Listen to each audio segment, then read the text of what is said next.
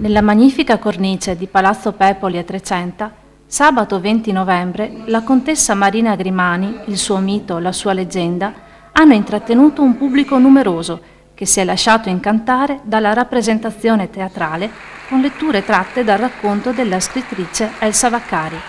Marina Grimani, giovane nobile veneziana, sposa il conte Cornelio Pepoli e si trasferisce a Trecenta. Una persona amabile, discreta, gentile, ma molto sola, sulla quale sono fiorite leggende e storie ammantate di mistero, che hanno animato lo spettacolo promosso dalla Proloco, in collaborazione con il Comune di Trecenta e la Fondazione Aida di Verona, nell'ambito della rassegna Spettacoli di Mistero della Regione Veneto. Siamo qui con Cesare Stella, che è il regista della sceneggiatura che andrà questa sera in scena e che riguarda la contessa Marina Grimani. La sua storia la vediamo tratteggiata in questo meraviglioso palazzo.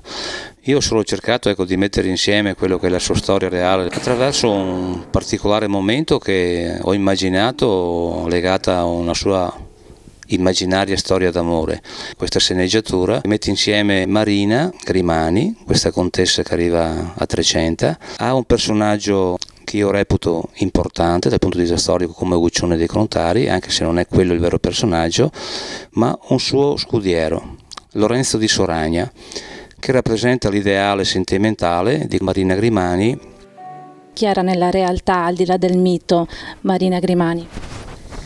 Beh, anzitutto Marina Grimani era una nobildonna veneta proveniente da una delle famiglie della migliore nobiltà veneziana, la famiglia dei Grimani. Cornelio Pepoli, frequentando i salotti per bene della città di Venezia, aveva imparato a conoscere anche questa ragazzina. Lui aveva 25 anni più di lei. Si sposano e lei viene a Trecenta, viene ad abitare in questo palazzo a soli 22 anni, perché arriva qui nel 1755. Lei diventa anche imprenditrice ed è una figura quasi unica nel panorama della seconda metà del Settecento.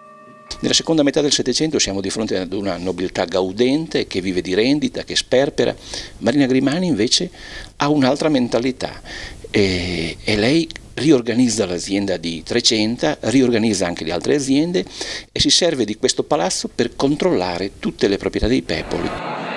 In questa occasione abbiamo fatto nostra una proposta della Regione Veneto che abbiamo già fatto nostro l'anno scorso e presentiamo uno spettacolo che si inquadra nell'ambito del Veneto dei misteri.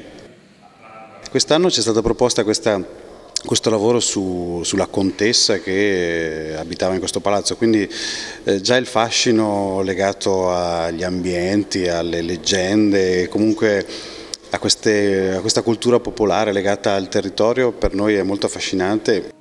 La contessa Marina Grimani è una giovane ragazza che viene da una città come Venezia, si trova qui a Trecenta assieme ad un marito che è molto più anziano di lei. Io credo che Marina sia una donna molto moderna, molto contemporanea, perché ha dimostrato di essere una donna in grado di gestire le ricchezze del marito, i possedimenti del marito, è riuscita a coordinare il lavoro dei campi e quindi ha dimostrato una grande indipendenza e questo le fa onore e sicuramente la rende una donna universale, una donna anche contemporanea. Il racconto della vita di Marina Grimani a Trecenta si fonde con la leggenda che fosse solita percorrere, quasi sempre sola, su una piccola carrozza trainata da 2 cavalli, la lunga strada interna che collegava il castello di Sariano al palazzo di Trecenta. Una strada alberata e segnata di siepi che costeggiava i gorghi, vicino ai quali si fermava, forse perché le ricordavano le sponde verdi e rigogliose della laguna di Venezia. Con questa immagine attendiamo di sentire risuonare le musiche di Bach, ben interpretate dal musicista e compositore Alessandro Ferrarese, l'ultima notte di novembre, quando gli spiriti di Marina Grimani e Lorenzo Ruppi si riuniscono amorosamente.